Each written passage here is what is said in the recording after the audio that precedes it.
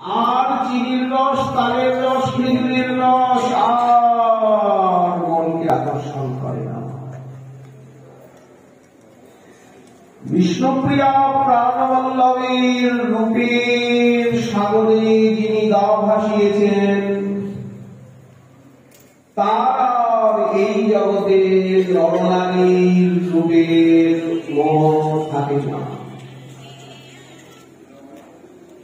একবার যেই হারে সে আঁখি ফিরাতে না দে চিরদিনের জন্য পাখিকে কেড়ে নেন,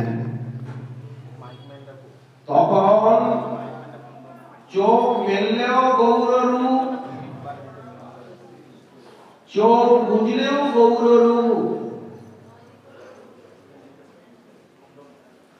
নিশি দিশি শয়নে স্বপনে উজ্জ্বল সোনার আলোকে সারা জগৎ ভরে যায়। খালি সেই স্বর্ণচম্পক কান্তি উনি দেখতে থাকেন, সেই সোনার আলো চোখে লেগে যায়। সবই দেখেন উনি, অন্ধ নয়,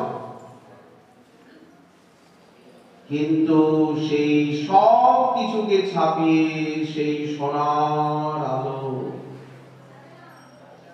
সারা বিশ্ব জোড়া, ব্রহ্মাণ্ড জোড়া সেই আলো।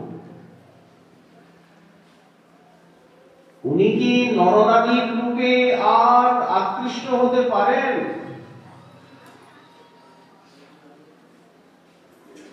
কতখানি উদার, দামদাতা, মহাবদান্ড। রূপ গোস্বামী পাদ বললেন, নমো মহাবদন্নায় কৃষ্ণ প্রেম প্রদায়তে, কৃষ্ণায় কৃষ্ণ চৈতন্য নামিনে গৌরত্বিষে নমঃ।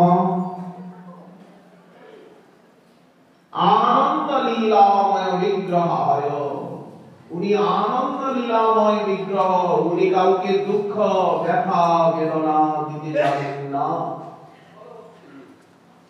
হে মাভ,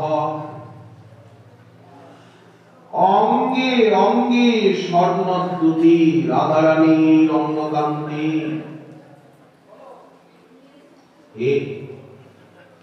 হে মাভ দিব্যচ্ছবি সুন্দরায়, অঙ্গে অঙ্গে ছবি। যেমন রাধারানীর রূপের বর্ণনা দিতে গিয়ে প্রবোধানন্দ সরস্বতী পাদ লিখেছেন রাধারস সুধা নিধিতে, গৌরাঙ্গে মৃদিমা।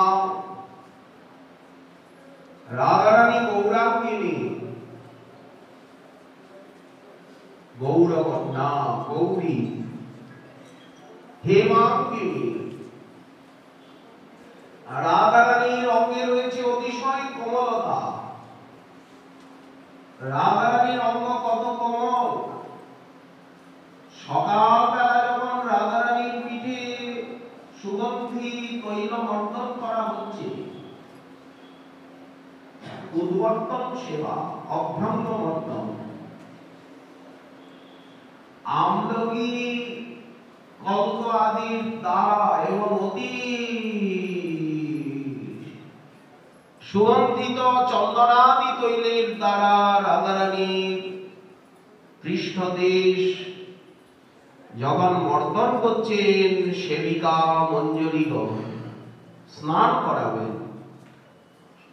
অঙ্গকে আরো চিক্কণ সুগন্ধিত করছেন। তখন মণিমঞ্জরী বলছে কোন মঞ্জরীকে, রাধারানীর পিঠে দাগ দেখছি কেন লাল লাল লাল লাল? এটা কিসের দাগ পিঠে? তখন কোন সেবিকা বলছে যে কালকে রাত্রিবেলা যে ওনাকে শয়ন করানো হয়েছিল, বেলি ফুলের বোটা ফেলে দিয়ে বেলি ফুলের পাপড়িগুলি এক জায়গায় করে তার তোষক বানানো হয়েছিল, বালিশ কোলবালিশ বানানো হয়েছিল। ফুলের চৌবাড়ি ঘর, ফুলের কেওয়ারি, ফুলের রত্ন সিংহাসন, চাঁদোয়া মশারি, ফুলের বালিশ, ফুলের বিছানা, ফুলের বালিশ, এগুলি চিন্তা করতে হবে। চিন্তা করলেই আমরা তার কৃপায় আমাদের মনে এসে যাবে। মনে এত শক্তি। ঈশ্বরকে পাওয়ার জন্য সবচেয়ে বেশি শক্তিশালী হচ্ছে মন।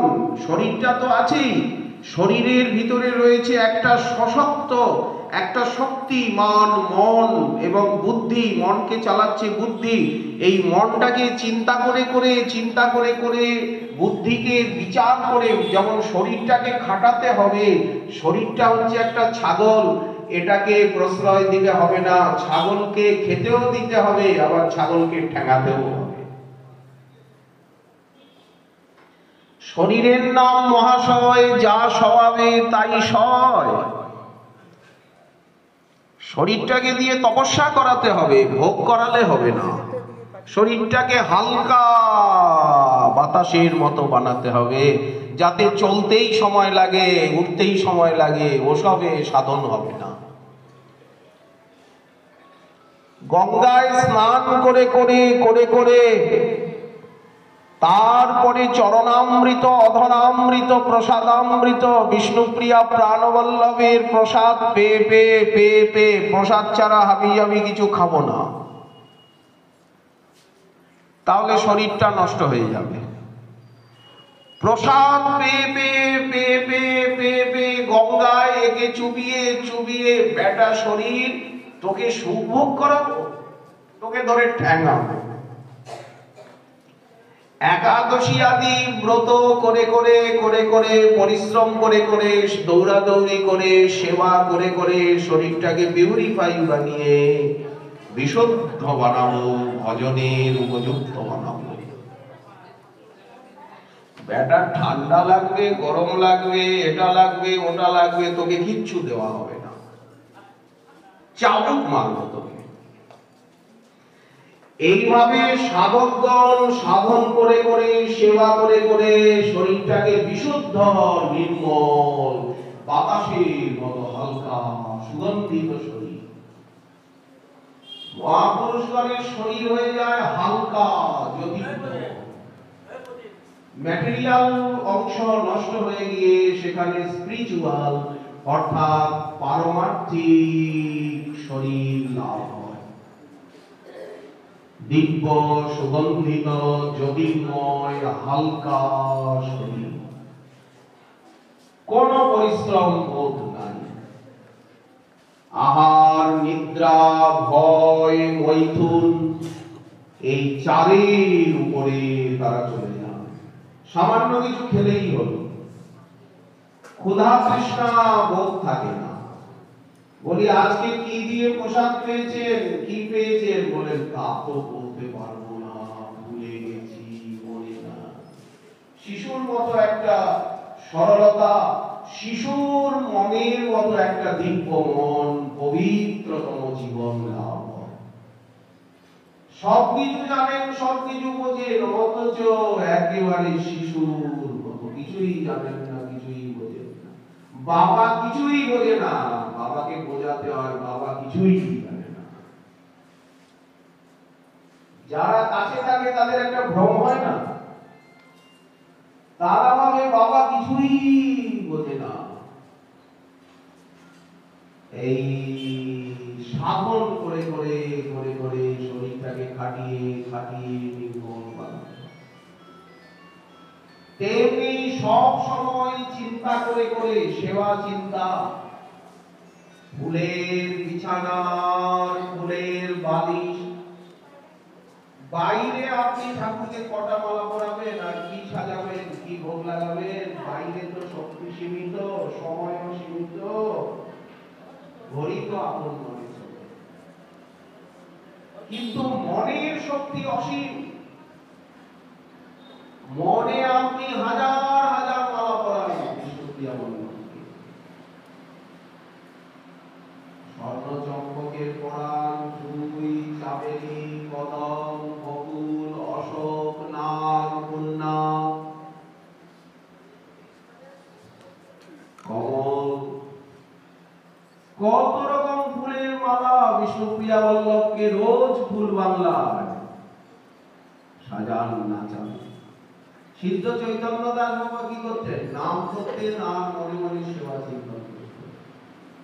কখনো হাসছেন, কখনো কাঁদছেন, কখনো নাচছেন, পাগলের মতো আচরণ, পাগলের মতো কথাবার্তা।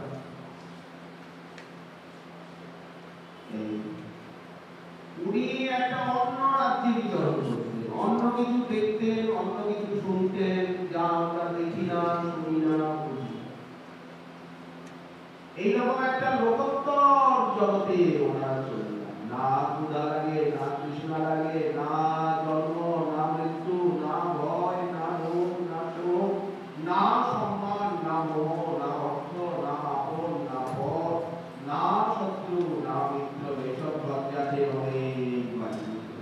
শিশুর মতো শিশুর মধ্যে এসব আছে।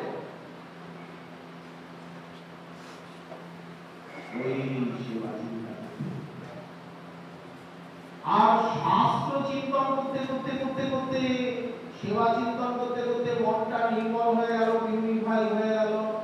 আর শাস্ত্র চিন্তন করতে করতে সবসময় মাথার ভিতরে শাস্ত্র, মাথার ভিতরটাই লাইব্রেরি, ওই লাইব্রেরির দরকার।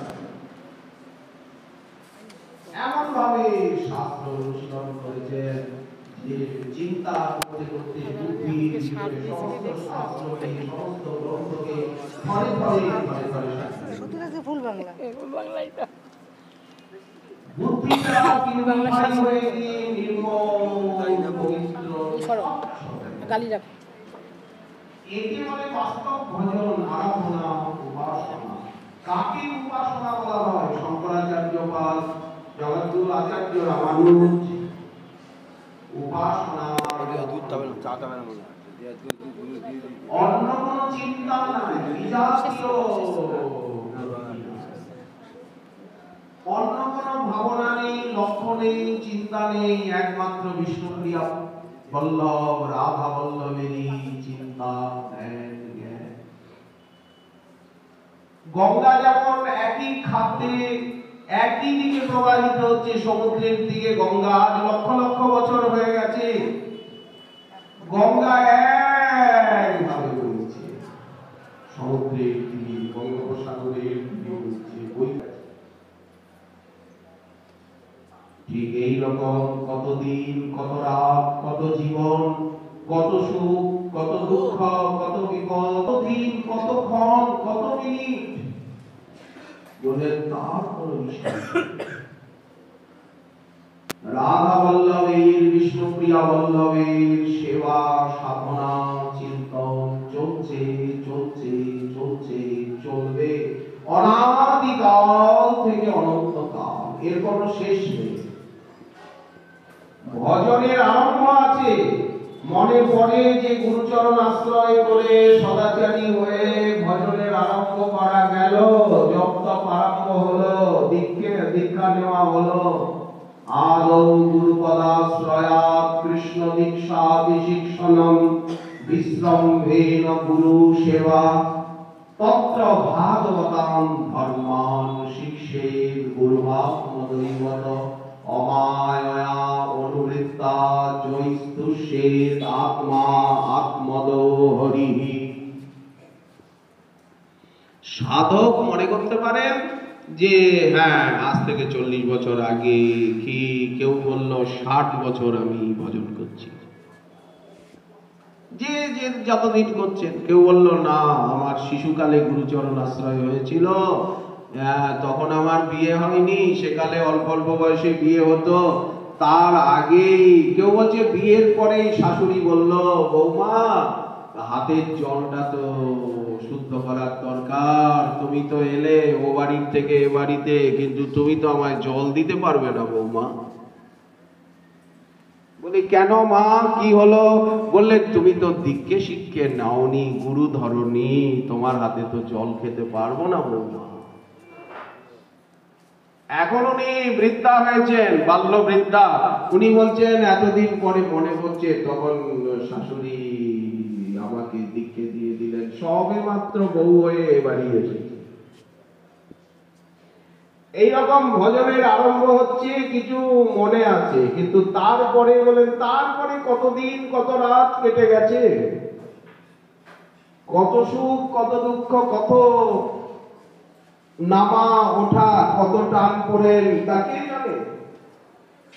নীরব নিথর রাতে প্রাণে প্রাণে প্রাণ বিনিময় করা, কত প্রার্থনা, কত চোখের জল, কত আকুতি।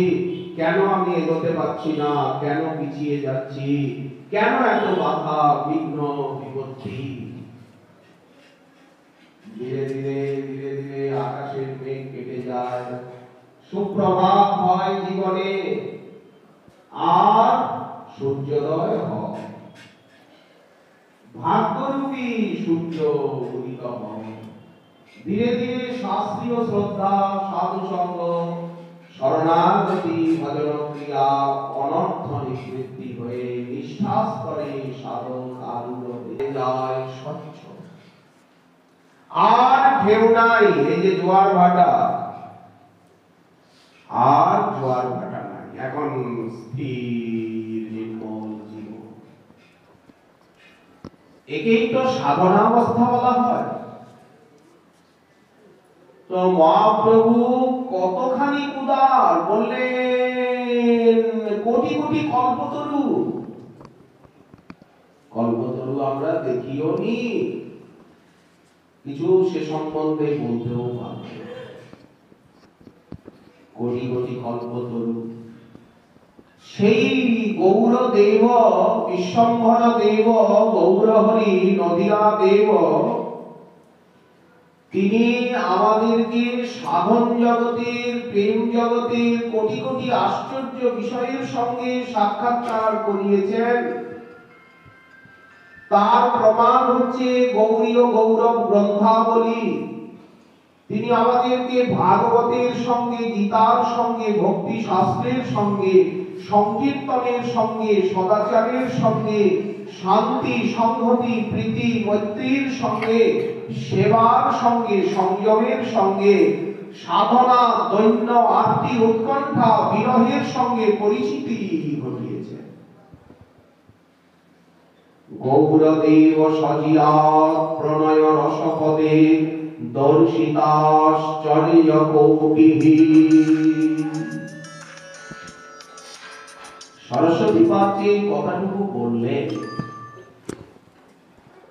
আমরা সেই বিষয়েই আলোচনা করছিলাম, মহাপ্রভুর সৌন্দর্য।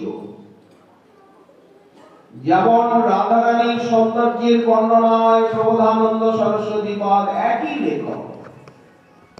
চৈতন্য চন্দ্রামৃতে উনি মহাপ্রভুর মহিমা বলছেন রাধারস সুধানিধিতে রাধারানী, আর বৃন্দাবন মহিমামৃতে বৃন্দাবনের মহিমা বলছেন। আশ্চর্য রাস প্রবন্ধে উনি রাসলীলার মহিমা বলছেন। জয় জয় উজ্জ্বল রস সর্বরস সার, সঙ্গীত মাধবে উনি গোবিন্দের উপরে অজস্র সংস্কৃত ভাষায় সঙ্গীত লিখছেন। যখন যে বিষয়ে ওনার আবেশ এসেছে তখন সেই বিষয়ে, আসলে যখন যে বিষয়ে চিত্ত আবিষ্ট হয় তখন সেই বিষয়ের উপরেই উনি আলোকপাত করতে করতে এগিয়ে গেছে, আস্বাদন করতে করতে। তার প্রত্যেকটি গ্রন্থই অতি মূল্যবান, এত উচ্চকোটির ভাবভাষা, সাহিত্যের চরমে। কালিদাস, শ্রীহর্ষ, শ্রীভাস, ভবভূতি, ভারতী, ভর্তৃহরি, এইসব ভারতের মহাকবিগণ, তাদের ভাষা, মহর্ষি বাল্মীকি, মহর্ষি কৃষ্ণ দ্বৈপায়ন, বেদব্যাস, পরবর্তীকালে বাংলা ভাষায় যারা সাহিত্য সম্রাট, কথাশিল্পী ইত্যাদি হয়েছেন, কিন্তু প্রবোধানন্দ সরস্বতী পাদের ভাষার কাছে, ভাবের কাছে কেউ দাঁড়াতেই পারবে না।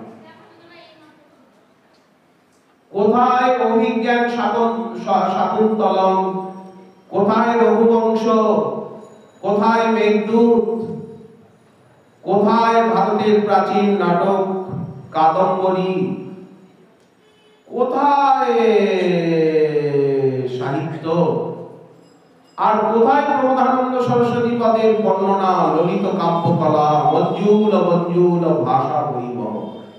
যারা অধ্যয়ন না করেছেন তারা শাকুন্তলম পড়ুন, মেঘদূত পড়ুন, রঘুবংশ পড়ুন, কিন্তু যারা প্রবোধানন্দ সরস্বতী পাদের রচনা সম্ভারের সঙ্গে পরিচিত তারা দেখবেন যে তুলনা করে এনার ভাব ভাষা কিরকম অপ্রাকৃত, দিব্য, চিন্ময়, মহাভাবোজ্জ্বল, আর ওগুলির ভাব ভাষা কত প্রাকৃত। উনি বর্ণনা করছেন রাধারানীর রূপ, মহাপ্রভুর রূপ, আর মহাকবি কালিদাস বর্ণনা করেছেন শকুন্তলার রূপ, দময়ন্তীর রূপ। খাটে ওগুলো প্রাকৃত। রাধারানী মহাপ্রভু হচ্ছেন অপ্রাকৃত আনন্দ চিন্ময় সদুজ্জ্বল বিগ্রহস্য। গৌরাঙ্গে মৃদিমা, স্মিতে মধুরিমা, হাসির কি মাধুর্য। আবার গোবিন্দের হাসি, রাধারানী বলছেন হাসির হিল্লোলে মোর পরাণ পুতুলি দোলে। গোবিন্দের হাসি দেখে রাধারানী বলছেন হাসির হিল্লোলে আমার প্রাণ পুতুলটা দুলতে থাকে। এখানে যদি একটা হালকা পুতুল ঝোলানো থাকে আর বাতাস বয়, পুতুলটা এরকম দুলবে কিনা?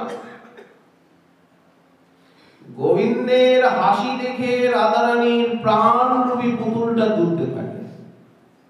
এই ঘড়ির পেন্ডুলাম যেমন দুলছে। হাসির হিল্লোলে মোর পরাণ পুতুলি দোলে। শুধু কি তোমার প্রাণটাই দোলে? ভিতরে দোলনা অনুভব করো? আর কিছু আছে কি? বলেন আরেকটা আছে, ওই কথাটা তো আমি বলতে পারবো না তোদের কাছে। কি বলতে পারবো না? আমরা সখী সবসময় কাছে থাকি, তোমার বান্ধবী, তুমি বলতে পারবা না। বাড়ি দেমাগ তোমার, অহংকারী তুই। বলেন ওটা কি করে বলবো? তোকে বলতেই হবে। ললিতা বলছে, বিশাখা বলছে। ললিতা তো রাধারানীর থেকে বয়সে বড়, এই জন্য চোখ রাঙিয়ে কথা বলেন। আর বিশাখা হচ্ছে সমবয়সী। বিশাখা বলছে তোমাকে বলতেই হবে।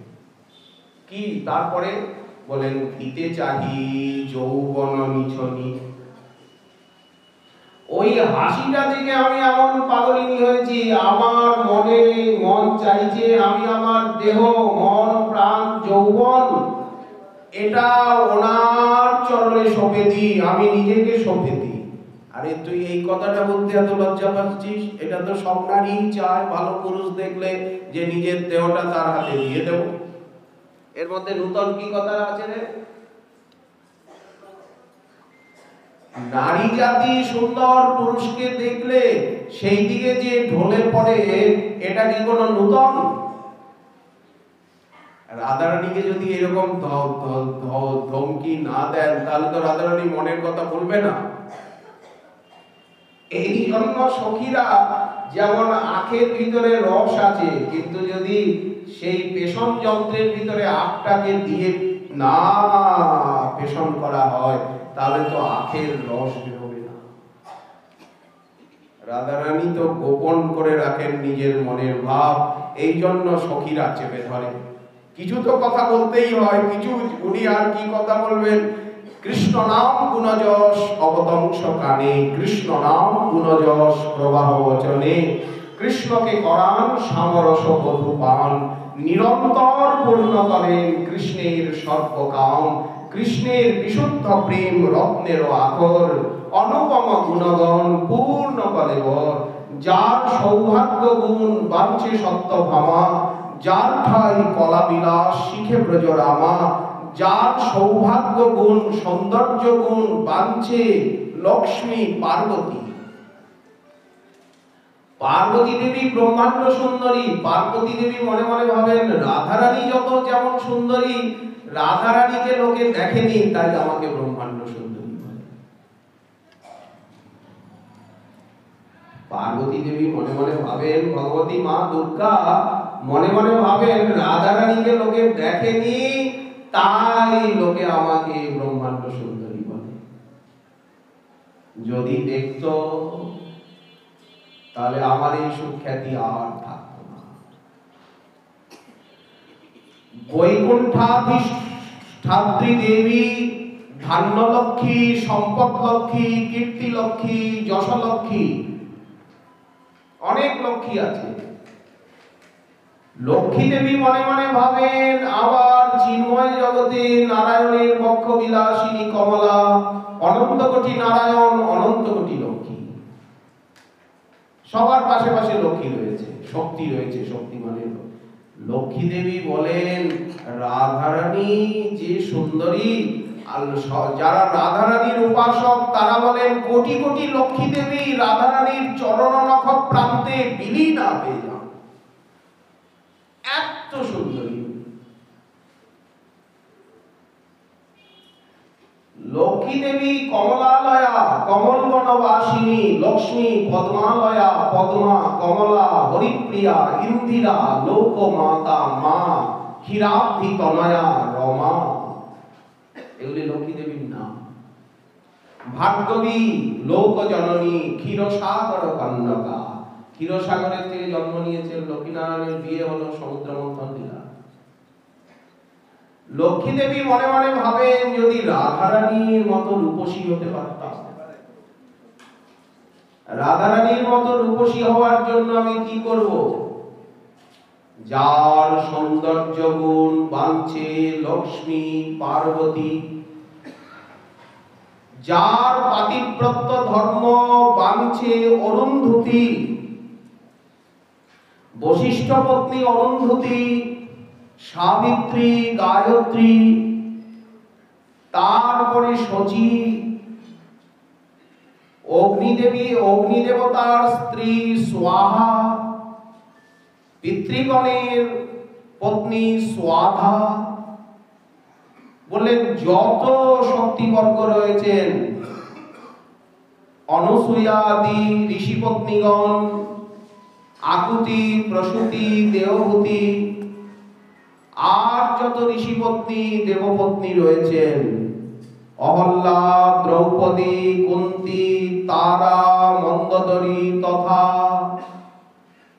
এই পৃথিবী মণ্ডলে যে সমস্ত সতী রয়েছেন পতিব্রতা, বললেন সবাই রাধারানীর মতো পতিব্রতা হতে কামনা করেন, রাধারানীকে প্রার্থনা করেন তুমি যেমন পতিব্রতা গণের শিরোমণি, আমাদেরকে কৃপা করো, দয়া করো, আমরাও যেন পতিব্রতা হতে পারি, পাতিব্রত ধর্মকে পালন করতে পারি। সীতা দেবী, রুক্মিণী, সত্যভামা, কালিন্দী, জাম্বুবতী আদি 16,108 শ্রীকৃষ্ণের প্রেয়সী, বলেন সবাই রাধারানীর কাছে প্রার্থনা করেন আমরা যেন পাতিব্রত ধর্ম পালন করতে পারি। তোমার মতো আমরা কেউ পতিব্রতা হতে পারবো না। যার পাতিব্রত ধর্ম বাঞ্ছে অরুন্ধতী, যার সদ্গুণগণের স্বয়ং শ্রীকৃষ্ণ না পান পার।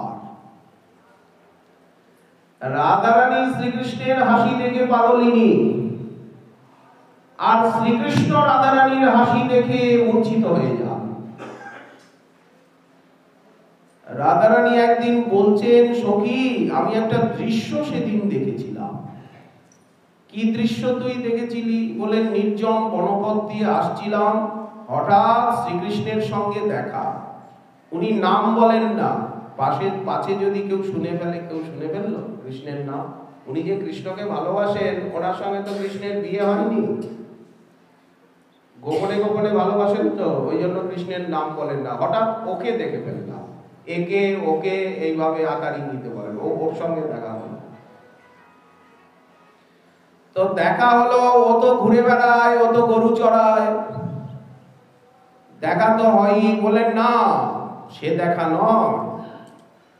তাহলে কিভাবে কি দেখলি? বললেন, নির্জন বনপথে আমি সখীগণের সঙ্গে যাচ্ছিলাম, ও শ্রীদাম সুদাম দাম বসুদাম অর্জুন স্তক কৃষ্ণ সুবল মধুমঙ্গলের সঙ্গে কোথায় ও যাচ্ছিল। তাতে তোমার কি? তুমি যাচ্ছিলে তোমার পথে, ও যাচ্ছিল, রাস্তায় কত লোক হেঁটে যায়, তাতে তোমার এত গায়ের জ্বালা কেন? বলি না না, জ্বালা নয়। সখীরা এরকম কথা বলে, প্রশ্ন করে ওনাকে একেবারে নাজেহাল করে ফেলে, তবে তো আসল কথাটা বেরোয় মুখ দিয়ে। বলছেন মধু মুখ দরসী, ও আমার মুখের দিকে তাকালো, তাতে কি হয়েছে? বললেন একটু হাসলো, তাতে কি হয়েছে? ও তো হাসেই, ও তো নির্লজ্জ। তুমি সদাই হাসো, লাজ না বাসো। আরে দাঁড়া না, আমাকে কথা বলতে দে। বিহসী, একটু হাসলো, সঙ্গে সঙ্গে হাসিটা গোপন করে নিল। তারপরে কি হলো? ওর শরীরটা মনে হয় অবশ হয়ে গেল। হাতের থেকে তুই কি করে বুঝলি ওর শরীরটা অবশ হলো? নন্দনন্দনের শ্রীমানের। বলেন হাতের থেকে বাঁশিটা তার হলে টুক করে পড়ে গেল কেন? বলে তোর কানে আওয়াজ এসেছিল বুঝি, না তুই তাকিয়েছিলি ওর দিকে তাকিয়ে? ওর দিকে তাকিয়েছিলি বুঝি তুই ফ্যাল ফ্যাল করে? বলে না না, আমি তো সঙ্গে সঙ্গে ঘুরে গিয়েছি, ও আমাকে দেখছে দেখেই আমি ঘুরে গিয়েছি। তবে কানে তো তুলো দিইনি, হাতের থেকে যে বাঁশিটা পড়ে গেল কি করে তুমি বুঝলে? বলে টুক করে শব্দ হলো, নির্জন বন, একটা পাখি ডাকলেও বোঝা যাচ্ছে, একটা খরগোশ চলে গেল শুকনো পাতার উপর দিয়ে, সঙ্গে সঙ্গে বোঝা যাচ্ছে, গাটা ছমছম করছে, চমকে উঠলাম। পততি পতত্রে বিচলিত পত্রে। হরিণটা দৌড়ে গেল, খরগোশগুলি দৌড়ে গেল। খুব নির্জন বন, শান্ত পরিবেশ। ওই জন্য বাঁশিটা যে টুক করে পড়ে গেল, আওয়াজটা আমার কানে এলো না। মধু মুখ দরসী বিহসী তনু মোরই, বিগলিত মোহন বংশ। ও বাঁশিটা তো সবসময় হাতে রাখে। তারপরে তুই বুঝি ঘুরে আবার ওর দিকে তাকিয়েছিলি, তোরও তো চোখগুলো অনেক বড় বড়। বলেন হ্যাঁ, তখন আমার প্রাণটা মনটা আকুপাকু করছিল ওর মুখখানা দেখবার জন্য। তো আমি ওইদিকে তাকালাম, সখীরা দেখছি সব ফুলের বাগানে লুকিয়ে পড়েছে, লতার আড়ালে লুকিয়ে পড়েছে, আমাকে একা ফেলে আর চলে গেছে। তো আমি দেখলাম যে আমাকে তো আত্মরক্ষা করতে হবে, তো আমি ওর দিকে তাকালাম, দেখলাম কি পাশে রয়েছে লাল টুকটুকে গোলাপের সব এই নবকিশলয়। যখন পাতাগুলো, যেমন অশ্বত্থের পাতা, বটের পাতা, গোলাপের পাতা যখন গজায়, তখন লাল টুকটুকে পাতাগুলো থাকে না? ও করলো কি, একটা লাল টুকটুকে পাতাকে ও চয়ন করলো, নীল ওর হাত দিয়ে। ওর হাতটা এপাশে নীল আর এপাশে লাল টুকটুক করছে, আর নখমণি যেন বাল ও চন্দ্রে, আঙুলের উপরে যেন এক একটা চন্দ্রমা বসানো, এত উজ্জ্বল ওর হাত। তো সেই লাল নবকিশলয় একটু তুলে আর ওটা মুখে নিয়ে নিল, মুখে নিয়ে দাঁত দিয়ে সেই লাল পাতাটাকে কামড়ে ফেলে দিল। দেখুন কতখানি গভীরে যেতে হয়, কতটা বুদ্ধি নির্মল স্থির হলে রাধা মাধবের লীলা বোঝা যায়। আর রাধা মাধবের লীলা বুঝলেই মহাপ্রভু বিষ্ণুপ্রিয়া প্রাণবল্লভকে বোঝা যায়। আর মহাজনের পদপদাবলী কত গভীর, কত অপ্রাকৃত দিব্য সাহিত্য সম্ভার পদে পদে রচিত। না জানিয়ে কোন মনোরথে আকুল, মনোরথ বলতে চিন্তা, কোন একটা চিন্তায় ও আকুল হয়ে কিশলয় দলে করু দংশ, একটা কিশলয় দলকে ও দংশন করল। রাধারানী বলছেন এই দৃশ্য দেখে অতএ সে অনুক্ষণ মধু মন অনুক্ষণ জল আমার বুকের ভিতরে আগুন লেগে গেল। সখী জিজ্ঞাসা করছে, তোর বুকের ভিতরে আগুন জ্বলছে কেন রে? সখীরা তো সব বুঝতে পারে, বান্ধবীরা। তোর বুকের ভিতরে আগুন লাগলো কি করে রে? তোর অঙ্গে এত চন্দন মাখানো হচ্ছে, তুই সব সময়, তোকে কমলের মালা পরানো হচ্ছে, তোকে সব সময় শীতল শরবত পান করানো হচ্ছে, চন্দন চতুষ্সম আতর মাখানো হচ্ছে, এত তারপরে ফুলের মালা, পদ্মের মৃণাল, এত তুই শীতলতার ভিতরে আছিস, তাও নাকি তোর শরীরে তাপ, তোর নাকি জ্বর কমছে না, তোর বুকের ভিতরে নাকি আগুন। বৈদ্য বলল তোর শরীরে কোনো রোগ নেই, তাহলে তুই এত ছটফট করছিস, তোর বুকে আগুন লাগলো কেন? জিজ্ঞাসা করলেও কিছু বলে না, অন্য কথা বলে। আজ হঠাৎ বলে ফেলেছে, অতএ সে মছু মন জগতহি অনুক্ষণ দৌলত চপল পরা। আচ্ছা, ওই যে লাল টুকটুকে কোমল পাতাটা নিয়েছে কৃষ্ণ, ওই পাতাটা কি বলুন তো? আর ওই যে দাঁত দিয়ে কামড়ে ফেলে দিল, ওটা কি বললো? ও তো মুখে কথা বলে না। ওই লাল টুকটুকে পাতাটা আর কিছু নয়, ওই লাল টুকটুকে পাতা হচ্ছে রাধারানীর লাল টুকটুকে অধর এবং ওষ্ঠ। আর ও বলতে চাইলো যে তোমার ওই লাল টুকটুকে অধর ওষ্ঠ দুটো দেখে আমার প্রাণ ব্যাকুল হয়ে গেছে। এইবার বিষ্ণুপ্রিয়া প্রাণবল্লভের লাল টুকটুকে ঠোঁট দুটোর দিকে তাকিয়ে দেখুন, ওই ঠোঁট দুটো রাধারানীরই ঠোঁট, এবং রাধারানীরই অধরষ্ঠের পেছনে রয়েছে গোবিন্দের অধরষ্ঠ। অরুণবিম্ব ফলাধরোষ্ঠা পূর্ণেন্দু সুন্দর মুখাদর বৃন্দ নেত্রা কৃষ্ণাৎ পরং কিমপি তত্ত্বমহং ন জানে। কতখানিক সাহিত্যবিদ, কতখানিক রসিক অনুভবী হওয়া বাঞ্ছনীয় যে বিষ্ণুপ্রিয়া বল্লভের সৌন্দর্য মাধুর্যের বর্ণনা উনি করবেন। এই এখন তো বিষ্ণুপ্রিয়া প্রাণবল্লভের ভোজনের এবং নৈশ ভোজনের এবং শয়নের সময় এসে গেছে। এখন তো উনি বিশ্রাম করবেন। যদি বেশি রাত্রিবেলা কথাবার্তা বলা হয়, চিৎকার চেঁচামেচি করা হয়, যদি বিষ্ণুপ্রিয়া প্রাণবল্লভের নিদ্রা না হয়, তখন তো সেবা করা হয়ে যাবে। আবার বিষ্ণুপ্রিয়া প্রাণবল্লভ রাধা কৃষ্ণ মিলিত তনু রাধা মাধবয়োর এই একই ভূতং বপুঃ, কিন্তু বাইরে বিষ্ণুপ্রিয়া দেবী। ধামেশ্বরের আবার বৈশিষ্ট্য হচ্ছে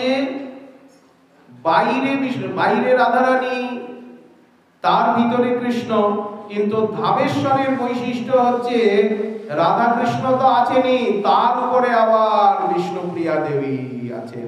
অতএব ধামেশ্বর স্বয়ং ধামেশ্বর তো বটেই, আবার ধামেশ্বর হচ্ছেন ভগবতী বিশ্বজননী, ব্রহ্মাণ্ড জননী, অখিল ভক্ত জননী, গৌরবক্ষ বিলাসিনী, বঙ্গ বিবুধ জননী ভগবতী পরমেশ্বরী বিষ্ণুপ্রিয়া। একই বিগ্রহে স্বয়ং ভগবান শ্রী নদিয়া বিহারী গৌরহরি, আবার তার উপরে রয়েছে পরমেশ্বরী পরম ভগবতী মহালক্ষ্মী স্বরূপিণী জগজ্জননী ভক্তি মহারানী ভগবতী বিরোহিনী বিষ্ণুপ্রিয়া। তো ধামেশ্বরকে বাইরের থেকে দেখলেই আগে বিষ্ণুপ্রিয়া দেবীকে দেখা।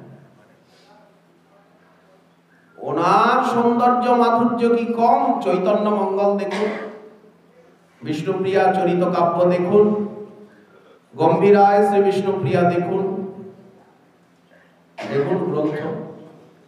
তাহলে বাইরে তো বিষ্ণুপ্রিয়া দেবীকে দেখা যাচ্ছে, ভিতরে রাধারানী, তার ভিতরে কৃষ্ণ। এই তিন চোখ থাকলে তো দেখবো। আমার তো চোখ নাই, আমি তো অন্ধ। কে দেখেছে? বলে যারা দেখেছে তারা লিখে রেখে গেছে। চিরদিন তো আর কেউ থাকবে না জগতে, জগতে চিরদিন কেউ থাকবে না, সকলকে বিদায় নিতে হবে এখান থেকে। ভগবানও এসেছেন, লীলা করেছেন, এখান থেকে চলে গেছেন, বিদায় নিয়েছেন। আছেন আছেন, কিন্তু প্রকট লীলায় তো বিদায় নিতে হবে, নিত্য লীলায় তো সবাই আছেন, চিরদিন ছিলেন, আছেন, থাকবেন। তো মহাজন ভাবছেন, যারা অনুভব করেছেন যে আমরা তো চিরদিন এই জগতে থাকবো না, অতএব যা দেখেছি যা বুঝেছি সব লিখে রেখে যাই, ভবিষ্যতে যারা আমাদের প্রজন্ম আসবেন তারা আমাদের এই লেখাগুলো পড়ে আর তারা বিষ্ণুপ্রিয়া বল্লভকে, নদিয়া বল্লভকে, রাধা বল্লভকে জানতে পারবেন এবং আমাদের মতো উপাসক হবেন, সাধক হবেন, সাধনা করবেন, সেবক হবেন। তারাও তাকে দেখতে পাবেন, ধন্য হয়ে নিত্যলীলায় প্রেম লাভ করে তারাও আমাদের কাছে চলে আসবে, আমাদের গোষ্ঠী গোত্র বাড়বে। এই জন্যই তো লিখে রেখেছে